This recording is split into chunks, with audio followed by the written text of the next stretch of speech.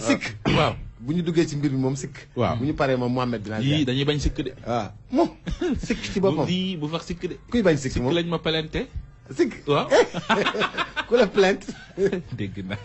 dégg naa dañ laa plainte. ku la plainte dégg naa ku la plainte. dégg yamul foofu ne ay caaxaan la rek. ah xam nañ daal xaw ma. Thione Seck nee na xaw ma seen waa kër démb damaa def revue de presse di leen ci songo ay wax ju kenn xamul déjà man premièrement mooy communiqué laa gis bu bawoo ci cellule de communication bu Ramdan moi j'ai nullement parlé de Ramdan bi benn. musuma wax Ramdan ñaareel ba mooy. bis bu ñu demee ba wax fu ma commenté revue de presse ba lu ma wax te waruma koo wax. man doomu kaw laa nu ma tooñ. ba su ma tooñ rek def naa njumte bu rëy. donc comme yoon am na ci réew mi ñu ngi leen di xaar. mais yaakaar naa ne baat.